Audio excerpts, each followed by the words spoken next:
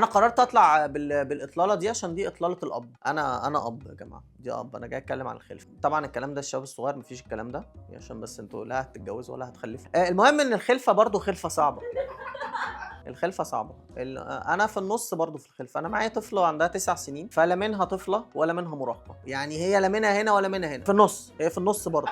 حتى بنتي في نص الرحله. انا كأب في نص الرحله برضو عندي مشكله كبيره قوي، لان انا كنت كل طموحاتي في الخلفه ان انا هجيب عيل هستعبده لما يجي، روح اعمل لي شاي. بعدين كبرت ظهرت بقى قال لك لا، اصل انت ما ينفعش تخليها لازم تشرح لها انت ليه هتعاقبها.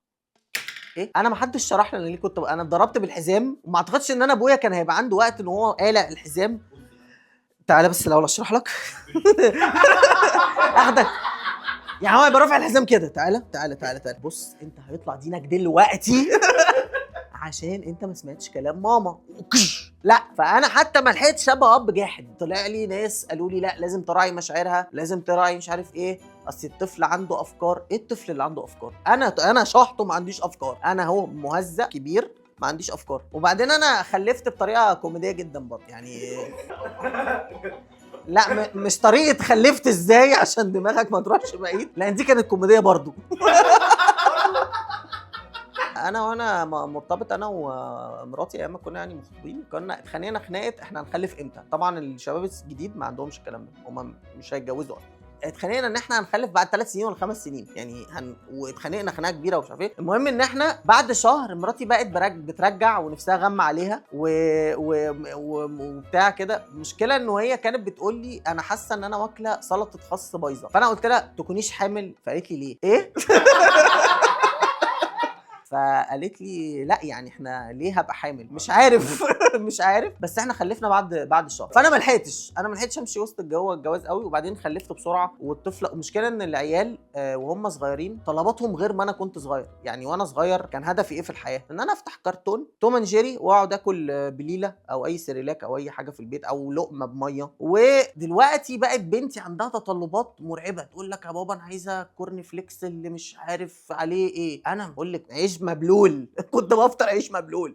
وبعدين جات لي فتره من الفترات قالت لي يا بابا انا عايزه ابقى يوتيوبر. ايه يوتيوبر دي؟ فرجتني بقى، طلع في عيال قدها بيكسبوا قد كده وبيصرفوا على اهاليهم. قلت لها طب ما تبقي يوتيوبر عشان تصرفي على بابا وماما. قالت لي لا انا عايزه ابقى يوتيوبر ليا انا، حبا في اليوتيوب يعني. فبقى عندها تطلبات انا مش فاهمها. وبعد فتره قلنا هنخش المدرسه. المدارس بقت قرف. ده قرف، ده اللي احنا فيه ده قرف. ليه؟ لانه كل حاجه فيها طلبات، كل حاجه طلبات. وبعدين انا بنتي في مدرسه الماني، فمره جت دخلت عليا قالت لي يا بابا المدرسه بتاعتي بتقول عليك ان انت شلخ قوي. الشلخ.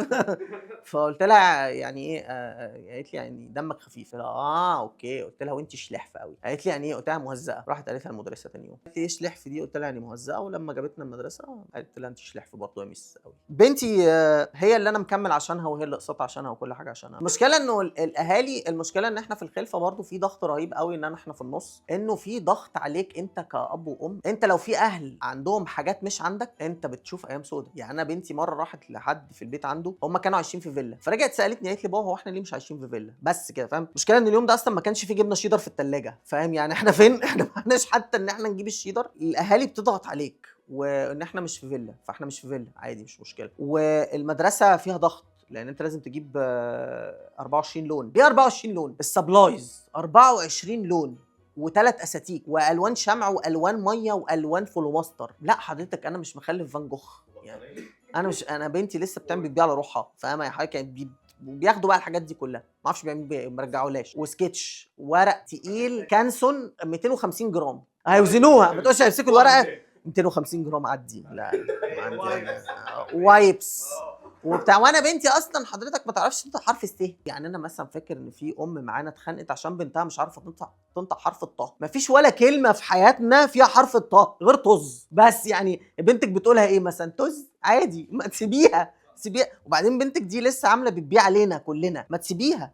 الامهات طز. عايزه اقول بنتي تقول طز كويس. بنتي طه حرف الت ازاي يا فراو عبير ما تنطقش طه، وهي امها اصلا لدغه. دي مصيبه بقى. يعني امها اصلا بتقول حرف الس غلط. الخلفه برضو في العيال الصغيره بقى دي مصيبه برضو سودا، لانه انا اتقال لي حضرتك وانكل برضو من العيال الصغيره. العيال الصغيره بتضغط على بعض. يعني انا بنتي كل شويه تجيلي وهي صغيره. انا برضو كنت اب جدا يعني. كان في طفل دايما هي في الحضانه كانت تقول لي يا بابا ادم بيضربني، فضلت تقول لي ادم ادم ادم. المهم ايه، انا قلت انا نازل الحضانه بكره، اخدت اجازه، انا رايح اشوف ادم. مشكله ان انا بنتي دخلت الحضانه، في طفل جه قبل علينا مبتسم جدا مبقع عادي جدا، طفل صغير عادي جاي علينا، راحت مناوله كف، اخد الكف نزل لحس البلاط، اخدته كف كانها امين شرطه في اسم الدراسه كده. الواد وقع، مشكله قام جري وراها وكملوا لعب. فسالتها مين ده؟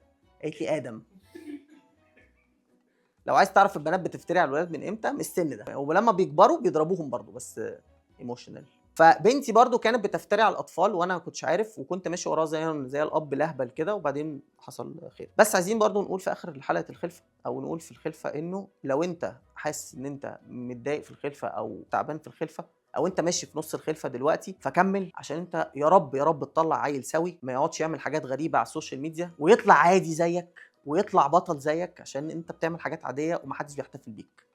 شكرا.